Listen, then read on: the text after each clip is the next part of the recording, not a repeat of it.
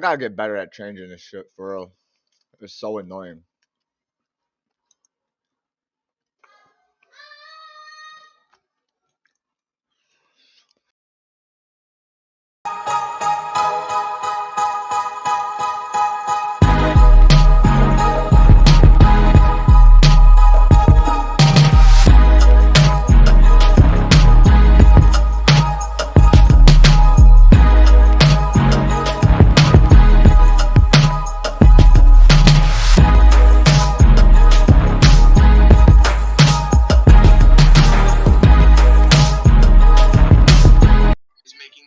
Roundest snowball, which means it's a perfect sphere. After a large snowfall, they got a super Alright, guys.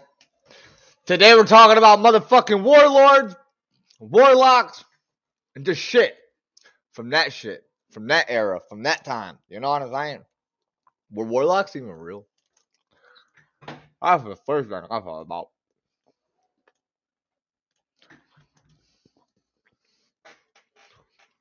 Warlord, warlock.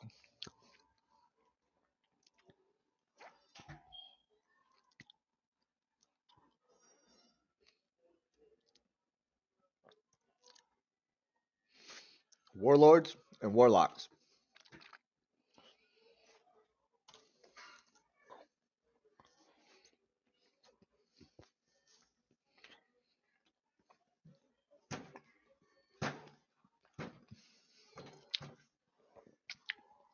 Oh, no, no, no, no. No gangster over here. Whoa, just take it easy, man. Stop the cap. No gangster over here, buddy. No gangster. But, however, we are doing good. We are doing good. Just fucking chilling it out. You know what I'm saying? Today we're going to be looking up some warlords and warlocks.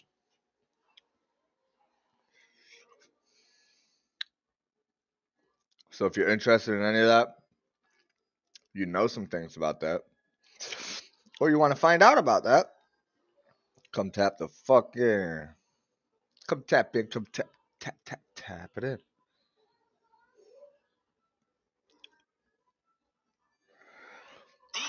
Oh my god, I fucking hate notifications sometimes, dude. Swear to fucking god.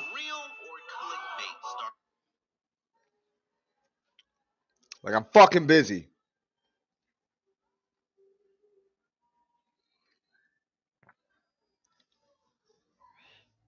Hey, everybody, what the fuck's up? Today we're going to talk about warlords and warlocks. So if you know, want to know, or just interested in hearing about it, or just fuck with your boy, come tap the fuck in, talk to us, and let us know what the fuck you think. Did you know this all just, see, I want to talk about this because I was looking up King Charles. King Charles is related to Vlad or whoever the fuck, but it's who that is Count Dracula. That's who they base Count Dracula off of. Prince Charles, related to Vlad. Answer and explanation. Yes, through Mary of what, you want one? Come on. I'll still read it. I got it on my phone. Through Mary of Teck, her grandmother, who was the granddaughter of Countess Claudine. I don't know how to say that. See, that's my issue when I do shit like this, bro. Because I really like I'm actually dyslexic, people. I'm actually illiterate. So, like, when I say this shit, yeah, I be doing it to pick on myself. But that's just so the blows ain't as bad when other people do it, type shit. Like, this shit really be an issue with me in life. It'd be a life challenge. Don't even try to throw that out. It tastes just the same. Logan, here you go.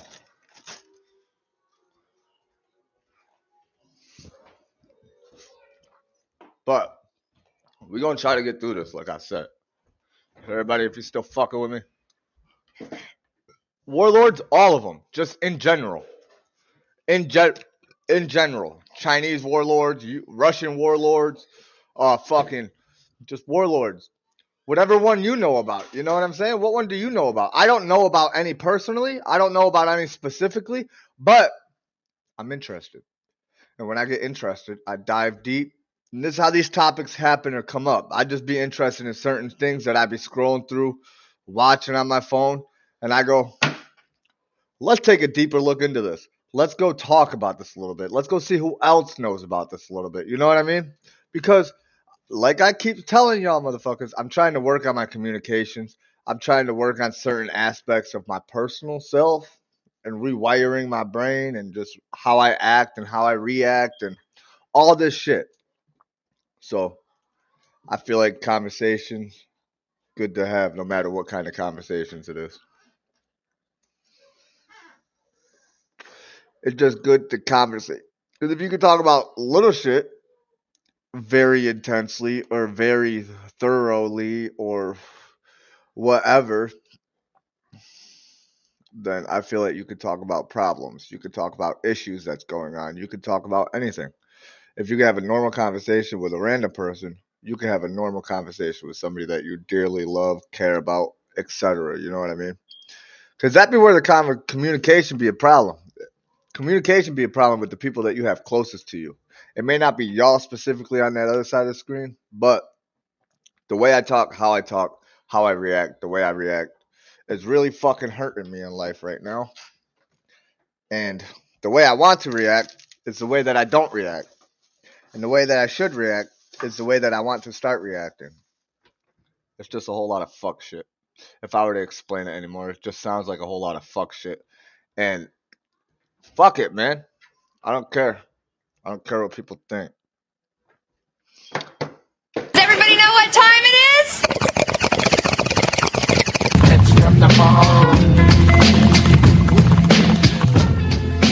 Who's the best? Who's the greatest warlord?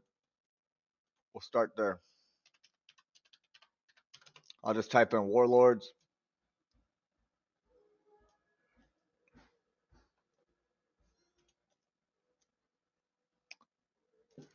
I don't want. I don't want no fucking game.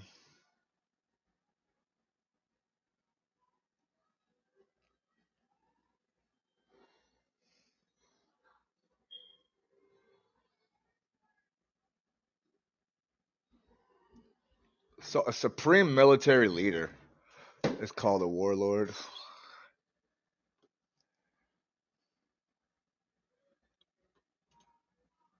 Here we go.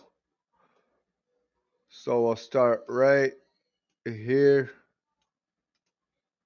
Copy. Put the bitch right in YouTube.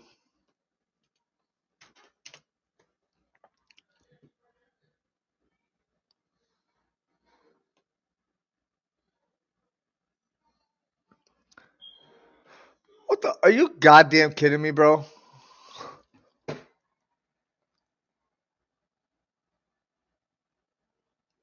That's for One Piece. Get the fuck up out of here. What up, JT? We looking up warlords and shit. In early 20th century China, they got warlords? Oh boy.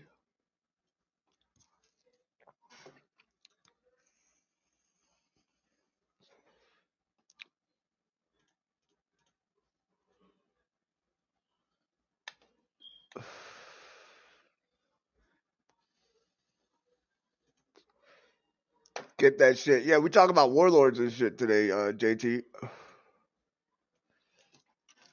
I'm about to pop a video up after I find it.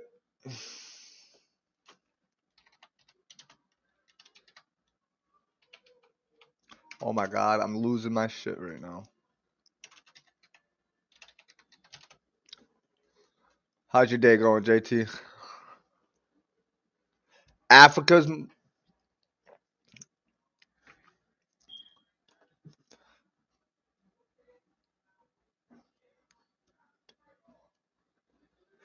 the real warlords of the sea?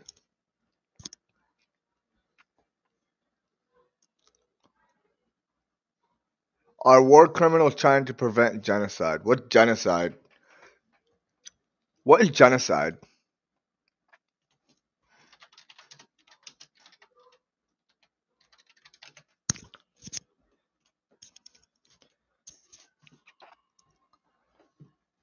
Genocide is an internationally recognized crime where acts are committed with the intent to destroy, in whole or in part, a nation, ethnic, racial, or religious group. These facts fall into five categories: killing members of the group, causing seriously bodily or mentally harm on the members of the group, deliberately infecting the group's conditions of life calculated to bring about its physical destruction of the whole or in part, imposing measures intended to prevent births within the group, forcefully transferring children of the group to another group. Oh shit. Who the fuck would want to do that? A little slow, hell yeah, hell yeah. Hey, can't win them all though. Can't win them all, man. On them slow days, on them slow days, be happy you get a little bit of a break because on them fast days, you don't get a chance to sit. You know what I mean? You got to be thankful for the slow days just as well as the fast days. That's how I look at work. I'm like, oh yeah. I'm like, all right, we got a fast day. Work finna fly by today. You know what I mean? And I'm like, man, we got a slow day. This shit finna be boring as shit. But then you realize you get a little bit of a break. You ain't in such a rush. You don't forget as much. You get more done. Maybe you got some shit of your own that you got some other shit of your own that you got to plan or do or fix or you know what I mean? So it could ultimately be a good thing. But hopefully it speeds up. Hunting the world's most war of clicks. Yup. See, with China ruled by warlords,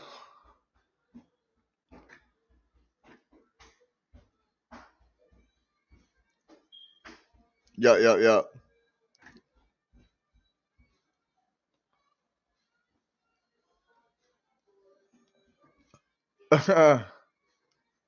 On the warlord side, most definitely.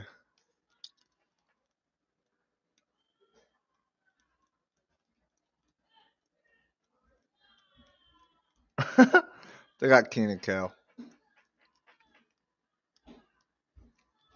I'm taking the lady to lunch. Hell yeah. That's good for you, bro. I wish I could fucking do that type of shit. I wish I could take my old lady. I wish I could take my wife to lunch, to dinner, on a date. Bro, that's how stuff breaks, dude.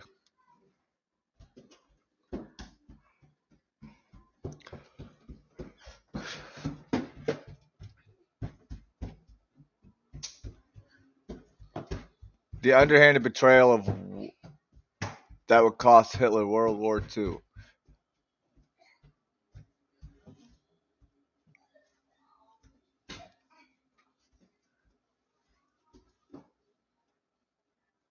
Napoleonic Wars.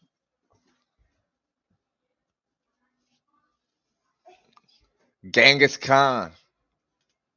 Yeah, we're gonna look into Genghis Khan.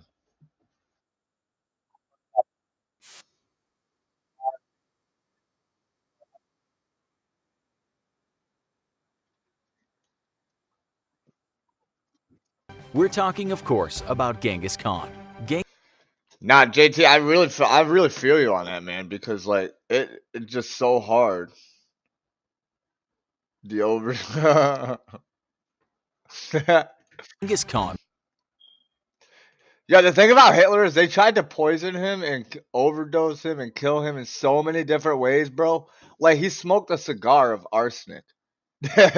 Straight power lung that shit down and didn't die. was born sometime around 1162 AD and originally named Like when you send somebody a prize cigar and it's filled with fucking arsenic and all these other poisons like rat poison and like all this other types of chemicals that are supposed to just fucking delete your ass, and this motherfucker smokes it and goes back to doing what he was doing.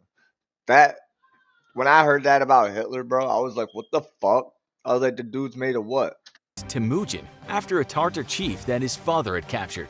Genghis had been born a member of the Borjigin tribe and was a descendant of the fabled Kabul Khan, who had done what so few Mongols had ever managed to do: unite the many disparate tribes against the Jin dynasty of China 6 decades earlier. Greatness marked Genghis from birth, not just in the heritage of his mighty bloodline, but physically, with a literal mark caused by a blood clot in his head. To the superstitious Mongols, this meant that Genghis was destined to become a great leader. Young Genghis, though, would have a hard education and survival ahead of him amidst the various clans that made up the Mongol lands. When he was just 9 years old, his father took him to live with the family of his future bride. And on the return trip, his father encountered members of a rival tribe who invited him home with them to share in a conciliatory meal. Believing that the rival tribe members meant to bury the hatchet over past transgressions, Genghis' father agreed and dined with them, only to be poisoned. When Genghis learned of his father's death, he immediately returned home to claim You finally say, alright, fuck it, and then they poison your ass. His position as clan chief. However, the rest of the clan refused to acknowledge the leadership of a 9-year-old boy, and his family was ostracized, becoming near refugees in their own tribe. Genghis vowed revenge and to never be laughed at again. So when during a dispute over the spoils of a hunting expedition he quarreled with his half-brother, Genghis killed him and confirmed his position as the head of his family. The young chieftain was yet a child and had already learned the harsh truths of Mongol life. Power is won by blood spilled, and very often held the same way. At 16 years old, Genghis married the woman he had long ago been promised to, a young girl by the name of Borte. This marriage cemented the alliance between her tribe and his, but soon after the wedding, Genghis' wife was kidnapped by a rival tribe and given to their chieftain as a wife. Genghis, along with his close friend Jamuka and his older protector Togrul, raided the rival tribe's camp and rescued his bride. However, when she gave birth to a son 9 months later, Jochi, there were doubts about who the real father was, though Genghis accepted young Jochi as his own, daring any of his rivals to question his judgment. Eventually, Genghis would have 4 sons with Borte, and though during the course of his rule would take many other wives and have many other children, Borte alone would remain his lifelong companion, and only his male children with her would qualify for succession in the family. Troubles typically precede. Yo! What about the other kids, you fucker? Like, what the fuck? It's like, bro, there's more out there. You got more kids. They could be great too, man. What the fuck?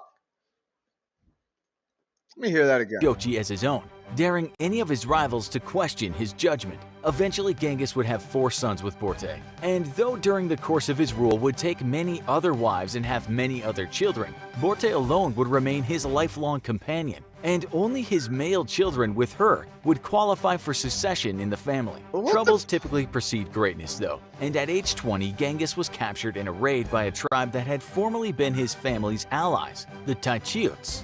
Genghis was enslaved briefly, though his iron will would prove difficult to break, and he was often punished for refusing to submit. With the help of a sympathetic captor who perhaps still held some loyalty to Genghis' family, Genghis was able to escape. His daring escape from captivity fueled Genghis' reputation, and he formed a fighting unit out of his brothers and some of his most trusted clansmen, believing that his people would never truly become great until they ceased the petty infighting and rivalries between the various clans. Genghis took his small force out into the steppes and began to unite the clans together one by one. His goal was simple. He would destroy all the divisions between his people, through slaughter if he had to, and the Mongols would at last become one people, a mighty nation to rival the powers of China.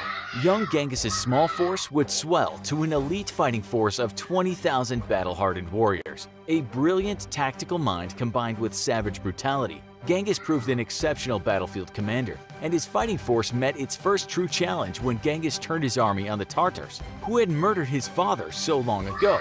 Easily defeated, Genghis then ordered as punishment that every Tartar male who was taller than the axle pin of a wagon wheel be killed, ensuring that only children who could be molded to be obedient to the young Khan would be left alive. With one vengeance satisfied, Genghis turned next to the Taichiut, the former family allies who had attempted to enslave him. Relying on an army of expert horsemen, his cavalry easily routed the Taichiut forces, and as revenge, Genghis had every single Taichiut chief boiled alive.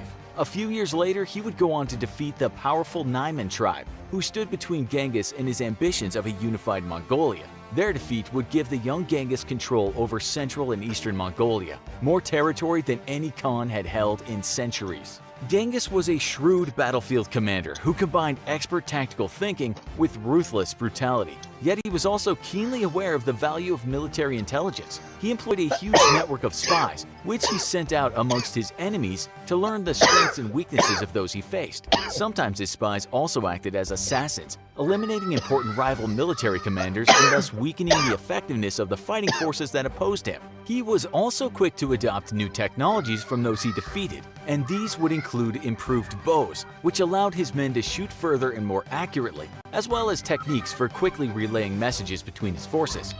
See, he ain't dumb.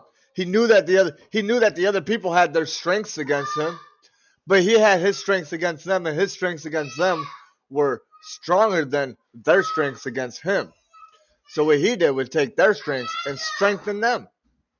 So now, famously, Genghis adopted a system of smoke and burning torches to relay long-distance commands, as well as large drums and flags to give signals in the midst of combat. This allowed Genghis to issue commands to his forces even in the midst of battle, making them incredibly mobile and able to respond to an evolving battle, often outmaneuvering an enemy.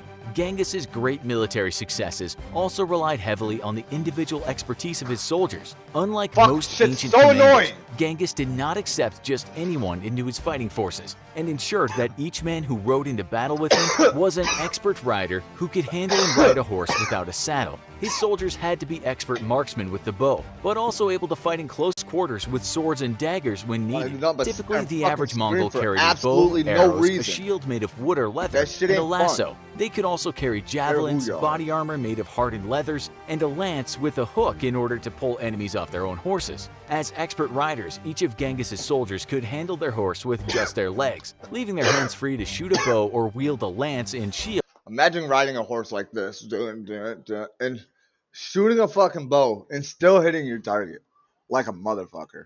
In combat. Yet, as a keen tactician, Genghis recognized that an army was more than just a fighting man at the front. Thus, his armies were always followed by a very well-organized supply system of ox carts, loaded with supplies and extra military equipment, shamans to provide spiritual leadership, maintain morale and treat the wounded, and even government officials whose job was to catalog the plunder. After his initial victories over the major Mongol tribes, the other tribes unified and agreed to peace, at last bestowing upon Genghis the title of Khan, or Universal Ruler, a title of not just political but also spiritual importance. A great shaman declared that Genghis Khan was the living representative of Munke Koko Tengri, or the Eternal Blue Sky, who was the supreme god of the Mongols. With this newfound divine status, it was clear that Genghis's destiny was to rule the world. Genghis immediately led his forces to fresh conquests, striking out in 1207 against the kingdom of Xixia, which had flourished in north. Imagine your mind back then, though. Like, imagine a state of your mind. Like, you're like, alright, we took over this place. We fucking destroyed all these people. Next. It's like, whoa, dude. West China since 1000 AD. 2 years later, the kingdom surrendered unconditionally, and Genghis turned his attention against the Jin dynasty in northern China in an epic struggle that would last for 20 years. Yet, even as he fought for control of China, Genghis's armies also struck out west. He established diplomatic relations with the Khwarezm dynasty, a Turkish empire that included Now you're getting greedy. Turkestan, Persia, and Afghanistan. But relations quickly soured when the Mongol diplomatic mission was attacked by the governor of Otrar, a prosperous and important city. Now you're getting greedy, bro. When the 450-strong Mongol trade caravan arrived at the city, the governor in Alchuk accused the traders and ambassadors of being Mongol spies and executed the entire caravan. Genghis Khan then sent a delegation of 3 diplomats to the Khwarezm Sultan, demanding that an Alchuk be punished for the murders, and instead the Sultan beheaded the lead ambassador and shaved the beards of the other 2, sending them back to Genghis with the lead ambassador's head.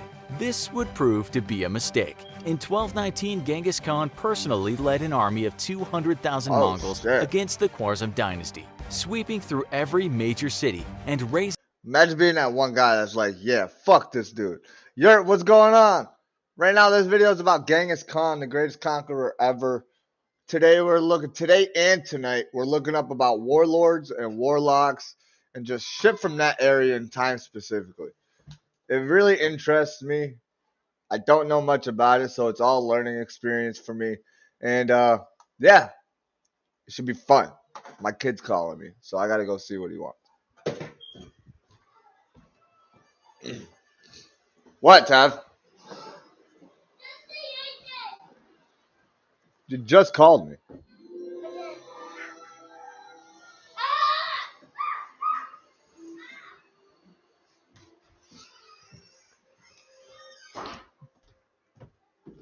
What's going on with you though, Yurt? What's going on with Yurt?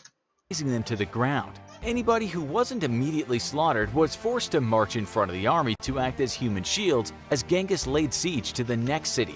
Genghis spared no living thing in the empire, killing everything from children to small domestic animals and even livestock. 2 years later in 1221, the Sultan and his son were captured and killed, ending the Khwarezm dynasty forever. The invasion of the Khwarezm dynasty brought Genghis Khan and his hordes to Eastern Europe and began an age known as the Pax Mongolica. Despite being known as a brutal war leader, Genghis Khan was also a great statesman and valued peace and prosperity as much as conquest. His invasions brought law and order to wide swaths of lands, which had for centuries been ruled by brutal warlords, and his prohibition of blood feuds forced a lasting peace and an end to the petty conflicts which saw constant warfare between clans and villages. Genghis's law also forbade adultery, theft, and false witness, and reflected the Mongols' great respect for the environment, making it the law for people to treat their natural resources with great respect. Decency was made a part of a soldier's life as much as obedience, and soldiers were taught to pick up anything that the soldier they were following dropped. Unity was preached over traditional selfishness,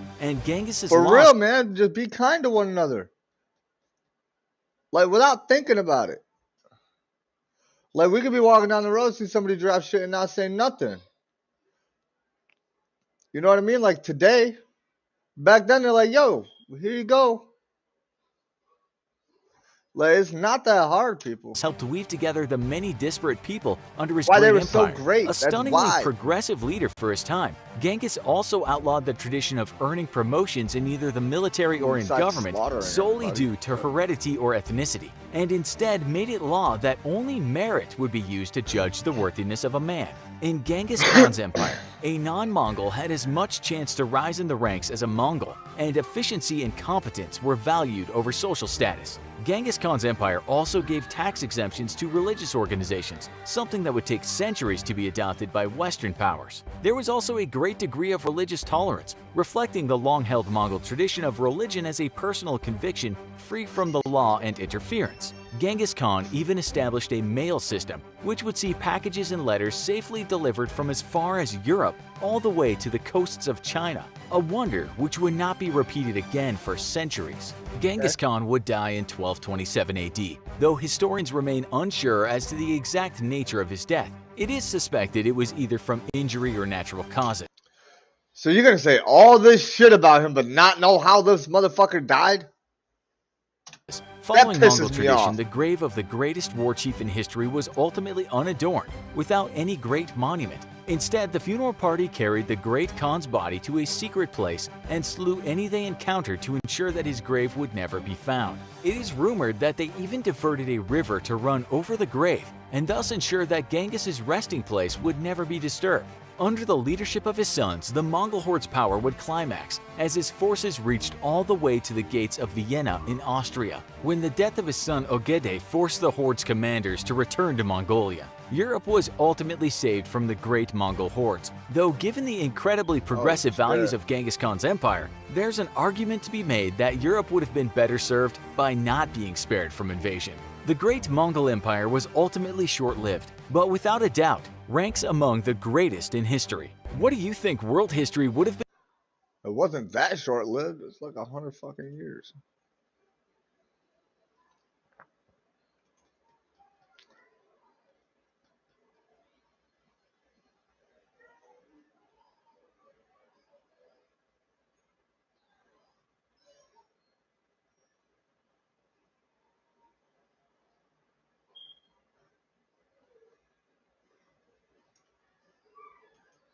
What is ISIS doing that Muhammad didn't do or wouldn't have approved of?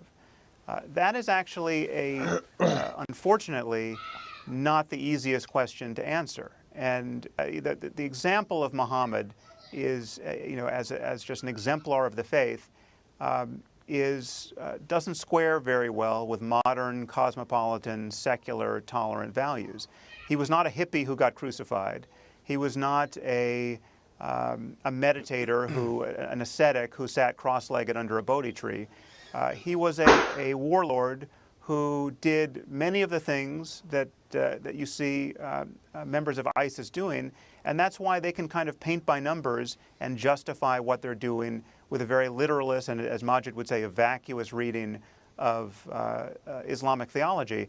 And that's a very inconvenient fact, which we have to confront head-on and find some way to disavow the intolerant readings of these passages in Scripture.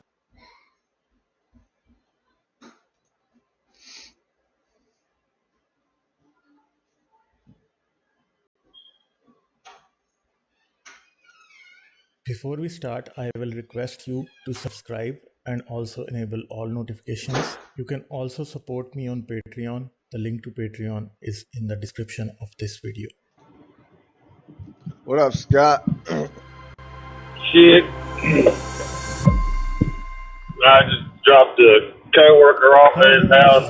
And you're watching me on my YouTube channel. Headed to Boss Man. Get my ass You would find many articles and videos that talk about him as a very positive personality.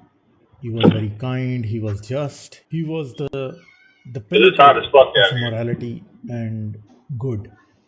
But there are a lot of things that he did cannot be considered good at all. Rather, these things are absolutely evil. So today we are going to see which things can be considered as the 5 most evil deeds done by him. So let's start. In Mecca, he was very peaceful. He had a very few followers. He was not very powerful. There was no military might that he commanded. So he was very peaceful, and the Meccan version of Islam is absolutely peaceful, where he was very kind and forgiving, and he wanted the people to believe in him through acts of kindness and through his truth and his sense of justice. But as soon I can't listen to that. No, I can't listen to people talk like that. That's how it is. Yeah, fucking yeah, Indians and shit. Man,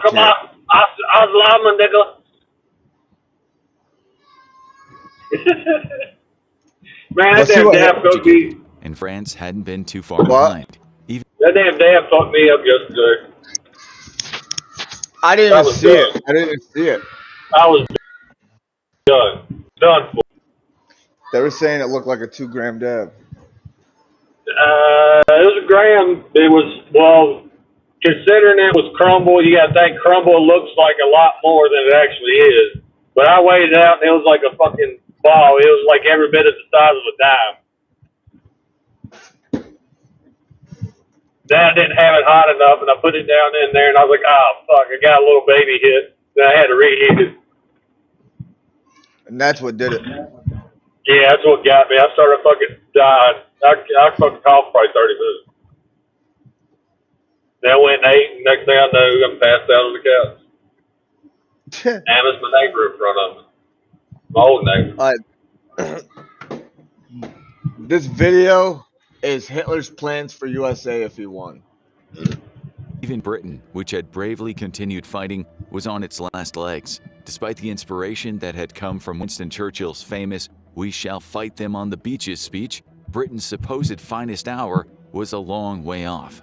If it didn't get help and fast, Hitler would have eventually launched a cross-channel invasion into the country that he spent more than 12 months relentlessly bombing as part of its blitzkrieg. Hitler was achieving all he wanted. Western Europe was essentially his. Barring some pockets of resistance, Greece and Yugoslavia had fallen. Even the initial invasion of the Soviet Union in June 1941 had been a massive success, with Kiev and Smolensk taken and German troops fast closing in on Moscow. If all had stayed how it was, sooner or later, Europe would have been overrun by the Nazis. Hitler was on top of his metaphorical mountain. However, a mistake he made at the end of 1941 brought him and the entire Nazi regime crashing down. He declared war on the United States. In December of that year, Adolf Hitler expanded the scope of his domination efforts outside of Europe and Northern Africa, deciding that then was the time to focus on a huge nation that stood across the Atlantic Ocean. We all know the story from there. Galvanized by America's entry into World War II, the Allies were able to fight back against Hitler,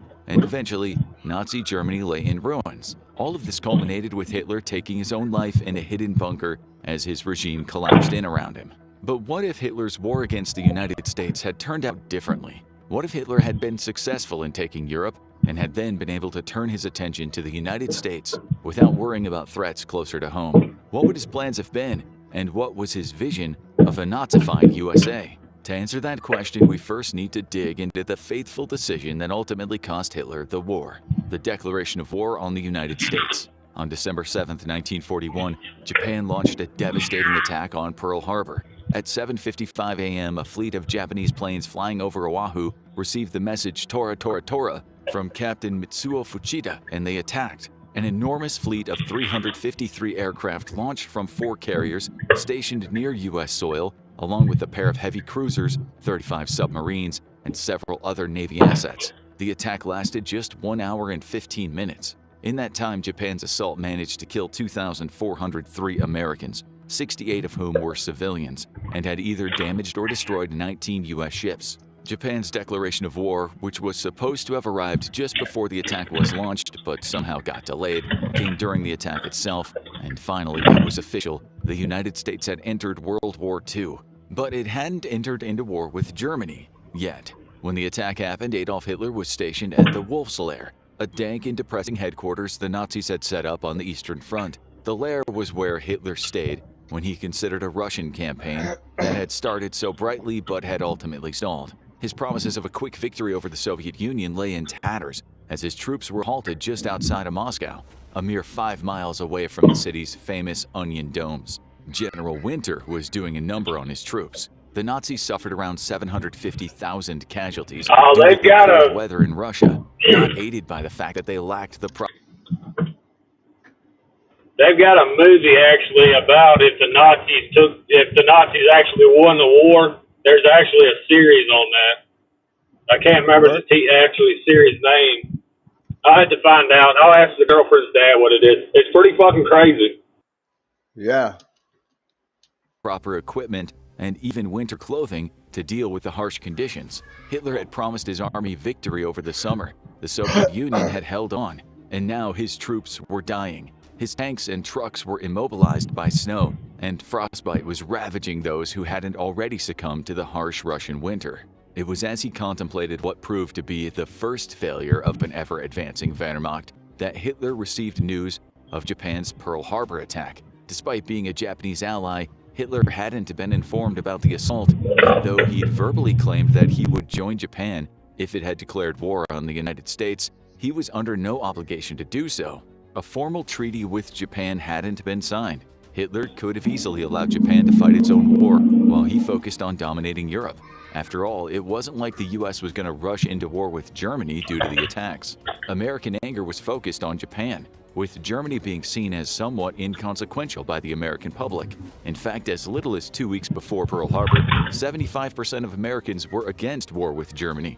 That threat was across a vast ocean, and although Franklin D. Roosevelt, or FDR, understood the genuine threat that Hitler posed, he knew he couldn't declare war against Germany with the public sentiment against such a declaration being so high. If Hitler had just kept his mouth shut and let the US and Japan fight, FDR would have needed to figure out some other way to get the US involved against the Nazis. In the end, he didn't need an excuse.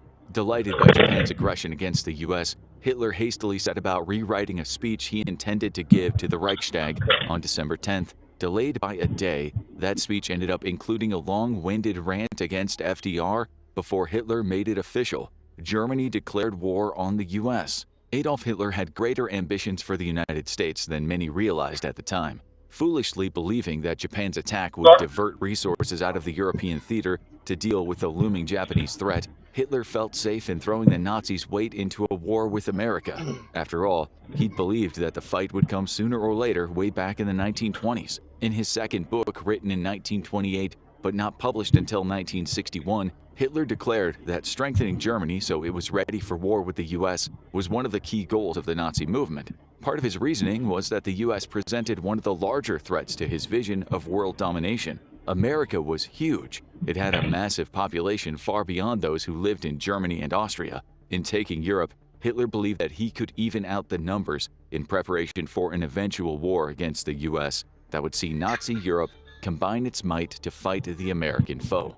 After all, the United States is about 28 times the size of Germany.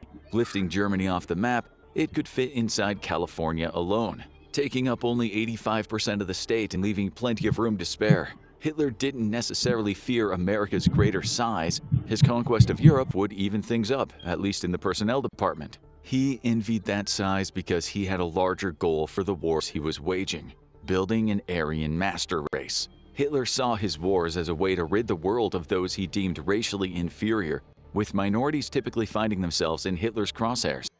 So that's how World War II was a race war? Pretty much.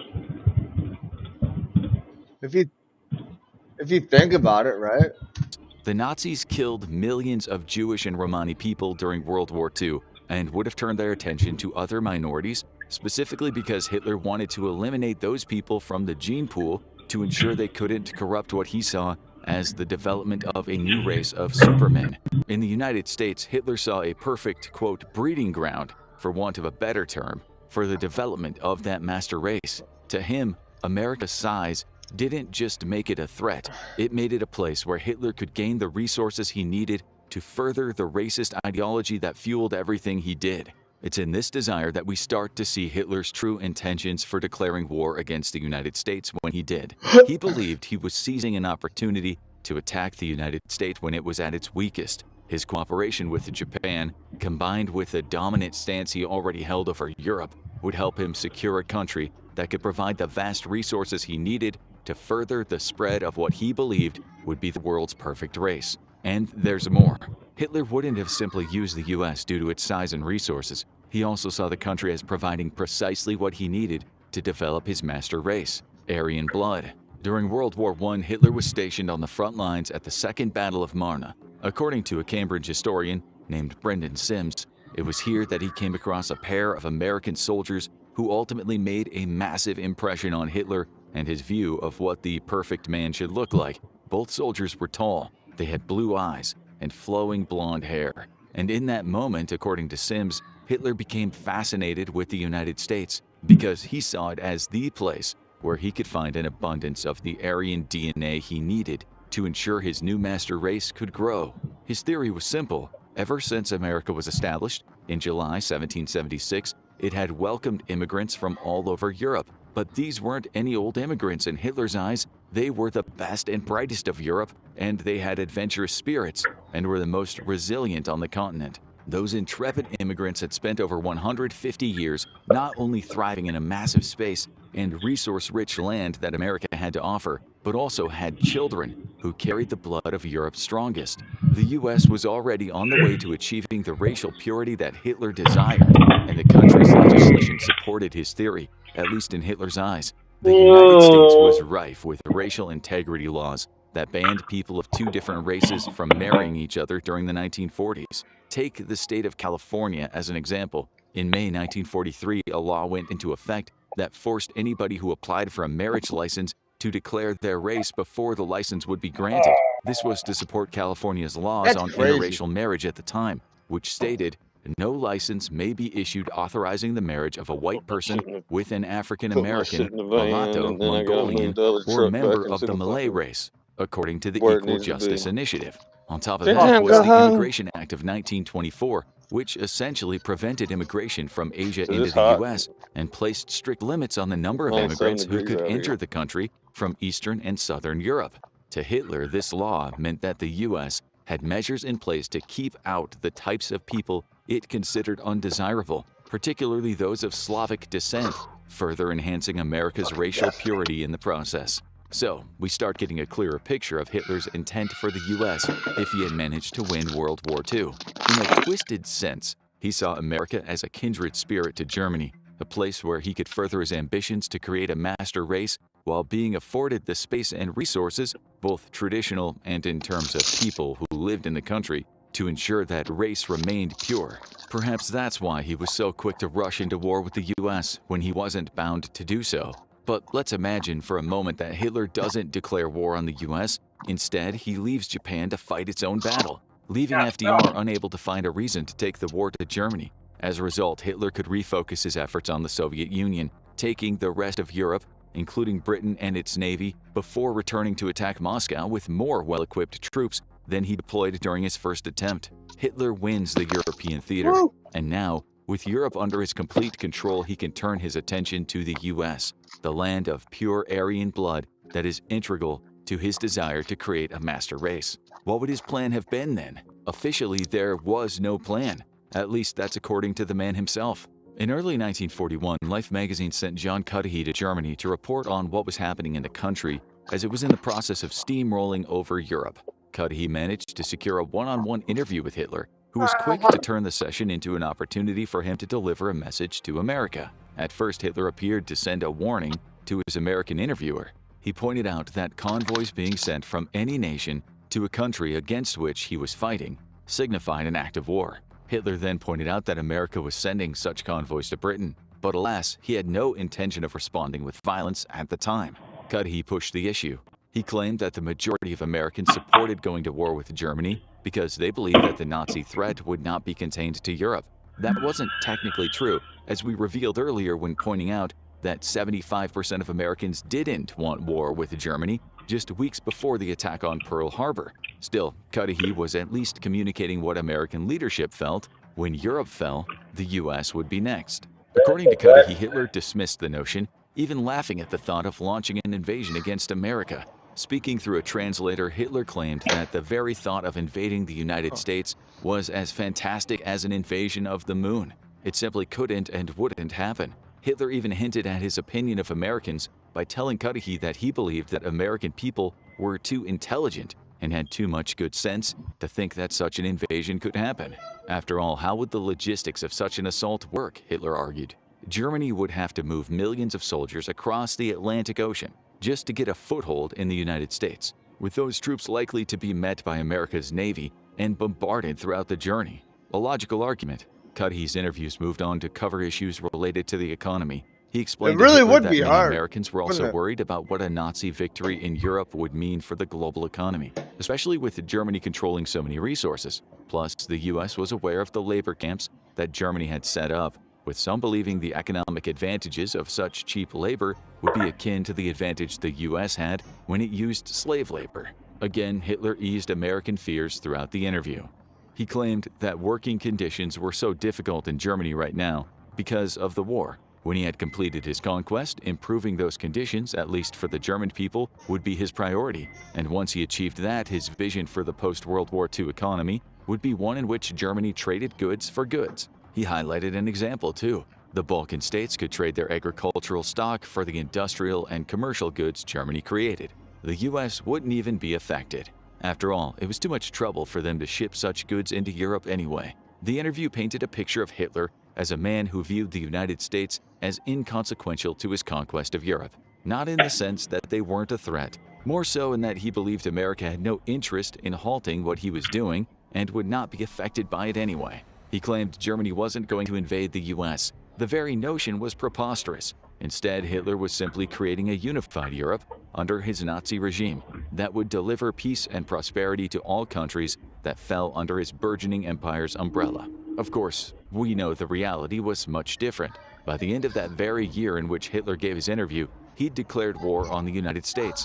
But even if he hadn't started a war in December 1941, Hitler's real plans were far different from those he divulged during his interview with Life. He absolutely planned to invade, and his first step to launching that invasion would be to build a navy that was capable of achieving the supposedly fantastic feat of transporting millions of Nazi troops across the Atlantic and into the US. After victory in Europe was achieved, essentially ending World War II without American involvement in that process, Hitler intended to invest heavily in his new Nazi Europe's navy. We see hints of what this might have looked like with Plan Z, Hitler's intention to build a navy that rivaled the British fleet in sheer strength back in 1939. Money was funneled into the Kriegsmarine, the German navy, with the original plan to build a more powerful fleet than Britain's by 1945. If all had gone to plan, the war in Europe would have been over by then, with that new navy being ready to sail to the US, perhaps accompanied by the many ships the Nazis would have claimed as part of their victory. But Plan Z never came to pass. Instead, Hitler focused on submarine production, with his U-boats providing formidable adversaries wherever they went. Cheaper to build than the battleships and the destroyers that would have made up Plan Z, U-boats were an ever-present danger to Allied ships during World War II. If Hitler had managed to launch his war against the US as he planned, those very submarines would have likely been deployed in the Atlantic. After relaunching Plan Z, Hitler would have expanded his navy enormously, strengthened by the construction capacity and resources that came with his control of Europe. Destroyers, battleships, and transports would have been accompanied by fleets of U-boats, offering protection during the dangerous Atlantic voyage. Plus, with Japan still in play, ideally, Hitler might have been able to count on the US having to divert naval resources to the Pacific to fend off the Japanese ships. Eventually, he believed he could land troops on American soil. Other hints of this strategy included the America bomber competition. Started in 1942, the competition encouraged German manufacturers to build aircraft capable of launching bombing attacks against the US. However, the competition started during the war's midpoint, when the United States was already involved, and Germany was quickly running out of resources. Ultimately, it produced only 5 prototype aircraft before being scrapped due to the Nazis not having launching points for the aircraft from which to conduct bombing raids. But it's another example of Hitler's potential plans for the US and an approach that he could have considered taking if he held off on his declaration of war and focused on taking Europe before turning his attention toward America. Now, let's say that Hitler was successful in his invasion of the US. Plan Z enables him to send troops over the Atlantic, and somehow, those troops are also able to defeat American troops on their own soil. The America bomber campaign is also successful, with Hitler capable of launching a blitzkrieg on major US cities. Hitler wins. The US comes under Nazi control. What then? Ironically, America itself may have inspired Hitler's likely plans. As mentioned earlier, Hitler admired the US because of what he saw as policies that were in keeping with his desire to create a supposed master race. He would have enforced and furthered the country's strict immigration policies to keep undesirable people out, likely while continuing to kill those very people in Europe.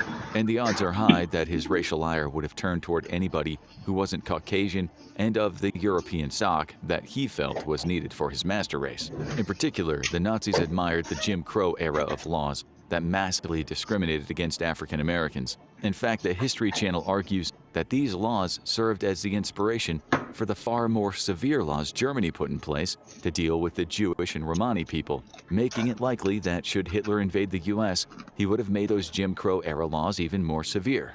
A racist genocide would have been put in place to reinforce the supposed purity of the American population. Only Aryans allowed, that's crazy. Consider this. In 2019, Canada's CBC News website reported on a book that had just entered Library and Archives in Canada, or LAC.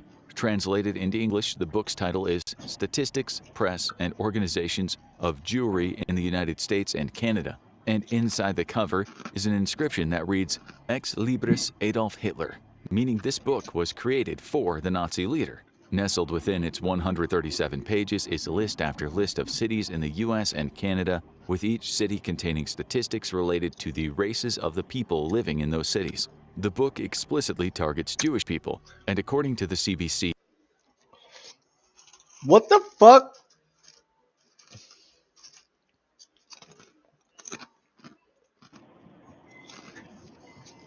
What? He had a whole book. Yeah. With how many races, of how many people of that race, in the cities of faith. It likely reveals the plan that Hitler had should the Nazis have taken the US, the final solution. In other words, the mass execution of America's Jewish population in the same manner as the murders of so many millions of Jewish people in the concentration camps Hitler had created throughout Europe. It's not too much of a stretch to assume that Hitler's attention would have turned to other people once he completed his final solution against the Jews, the African Americans, those of Mexican heritage, anybody who didn't align with Hitler's view of racial purity. The tall, blonde, blue-eyed men he'd encountered during his service in World War I would eventually have been eradicated, and America under Hitler, one stripped of its resources and home to only those that Hitler deemed to be suitable representatives of his ideal supermen. Thankfully, Hitler's horrific plans never came to pass. Stretched too far by trying to fight a war on multiple fronts, coupled with Hitler's tactical inadequacies that were revealed when he was unable to achieve victory quickly, the Nazis eventually lost World War II, and likely Hitler's Plan Z for creating a massive navy wouldn't have helped him reach the US anyway. After all, the US produced a nuclear weapon before Germany, and the odds are that the US would have shown little hesitation in deploying that weapon against the Nazis as they did the Japanese if needed. Still, the thought of the United States under Hitler's control sent shivers down the spine, not least because in some ways he saw the country as a kindred spirit. But what do you think? Was there any chance Hitler could have successfully invaded the US, whether through Plan Z or some other method? Or were Hitler's plans for the US doomed from the start? Tell us what you think in the comments below, then check out Hitler's reign during World War II day by day, or watch What If Hitler Won World War II 1950s.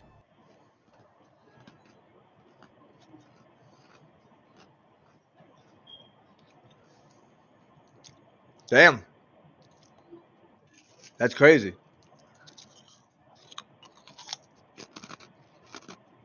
Yeah, they've got a series on. If I can't remember if it was on Netflix. I think it was on Hulu. About it.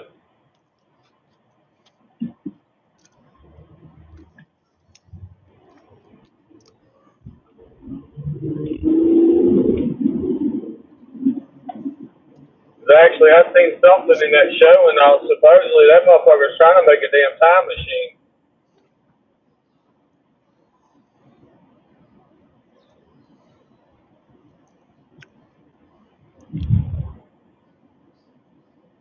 But this crazy ass doctor dude and all he had, that motherfucker, that he had a crazy ass female doctor too.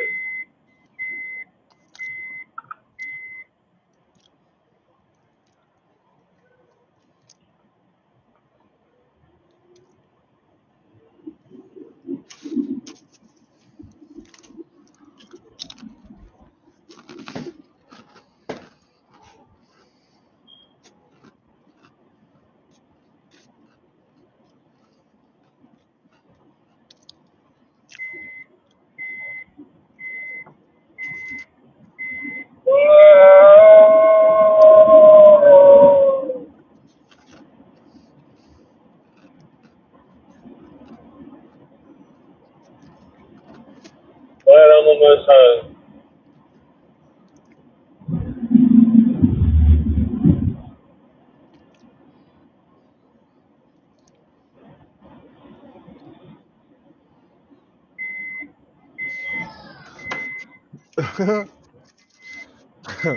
One of my kids just sneezed and went, "Chow!" And I heard it. I was like, damn, what was that?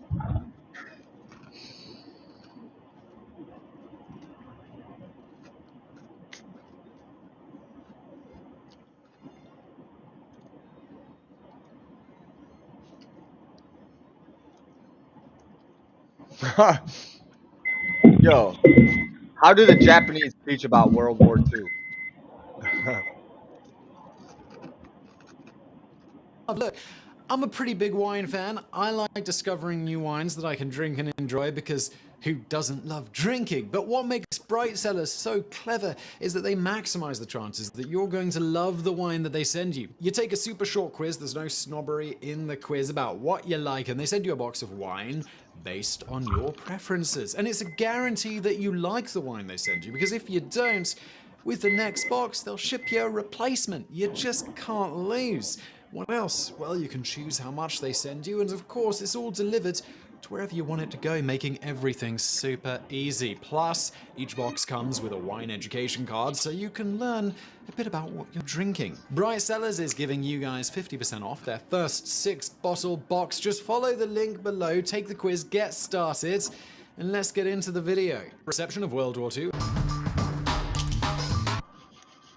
Regarding the reception of World War II, especially within the educational system of countries that participated in the war, one would expect that many broad facts are common knowledge, and as happens with most all wars in history, each nation biases things a little bit to make themselves look better in their own history books, regardless of what actually happened.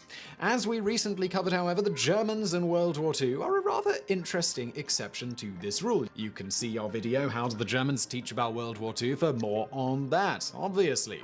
This brings us to a top voted question from that video.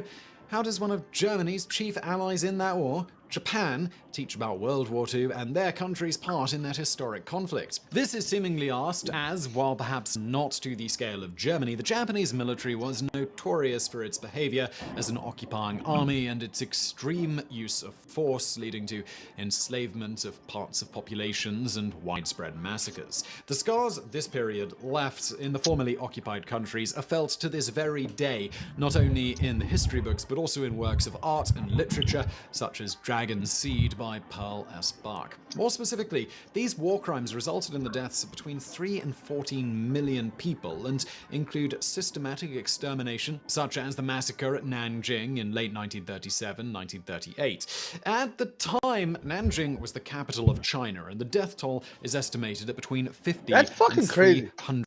Imagine just being in the predicament in that picture. You got a guy with 3 fucking soldiers behind you. And then you got a guy with a knife. A sword, rather. Rather that. A fucking sword. I can't help but to say that that man got his head cut off. Oh, yeah. 100,000 people. Sometimes specific groups were real. targeted, such as the Hui people. Furthermore, virtual enslavement of people. But 4 million fucking murders, casualties, deaths. Crazy. Stay away from the door!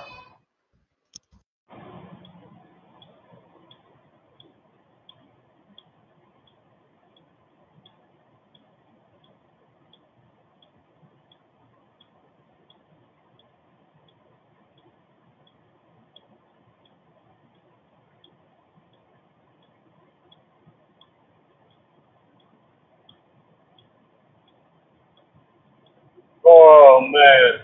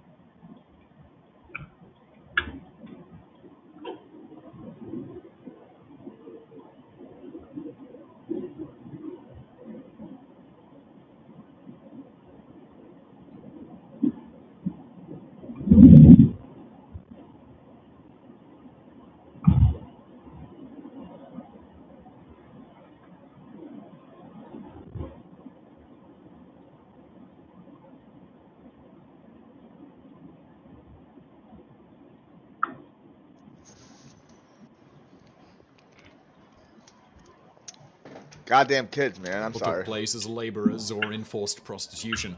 For example, the use of sex slaves, known as comfort women, was systematic and widespread in Korea, China, Thailand, and many other countries under the yoke of the Japanese at the time. Additionally, captors were used for experimentation, most notorious as Unit 731, a military unit established by an imperial order that conducted experiments on civilians. Building from the ashes, literally, of a previous program, the Epidemic Prevention and Water Purification Transportation Department of the Kwantung Army, Unit 731 for short, was authorized in 1936. Bases were established at various places in China, including at Pinfang and Hishiking.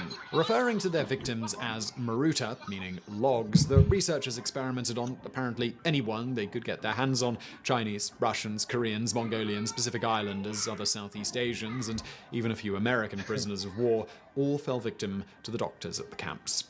Taking the scientific method to new lows, the researchers in Unit 731 conducted a variety of experiments. For example, effects of lethal doses. Victims were purposefully infected with fatal, contagious diseases like the bubonic plague, so researchers could learn exactly how the diseases affected the human body. Because they feared that decomposition, which begins immediately once a person dies, might corrupt tissues, they dissected their victims alive. Likewise, because they were worried that drugs might blemish their findings, the victims were given no anesthetic. Rather, they were vivisected while fully conscious of what was happening. Yeah, I'll catch Next back up we with you have here in limb about 10 minutes. amputation. The scientists wanted Aye, to homie. learn the limits of the human body and so conducted a number of tests on their victims' arms and legs. Sometimes the limbs were frozen and thawed in order to study how frostbite and gangrene developed. At other times, limbs were cut off and sewn back onto the other side of the body. In a few experiments, when the limbs were removed, researchers just observed the loss of blood.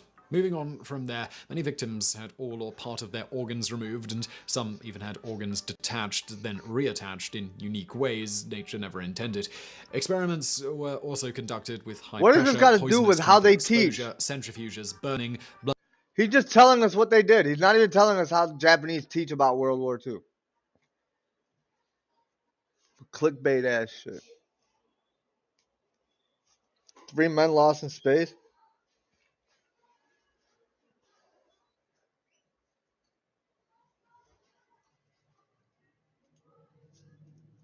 One of the things in history that the status researchers really maybe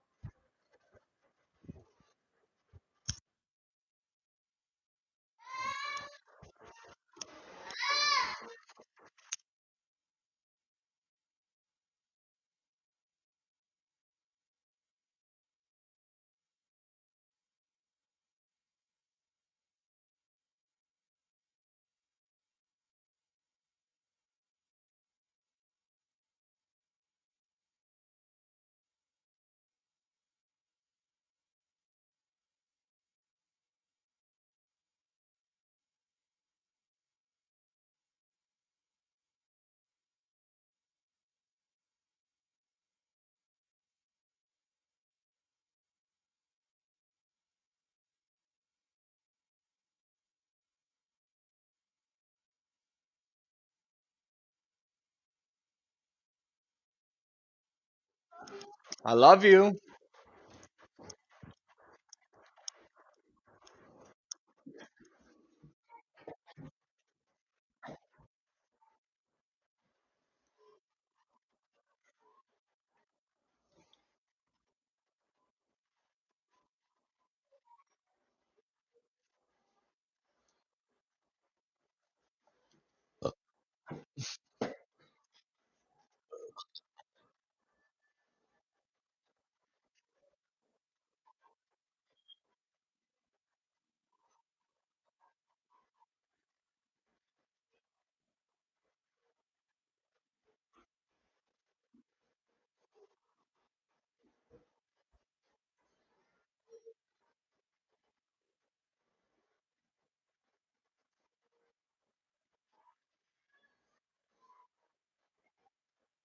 What?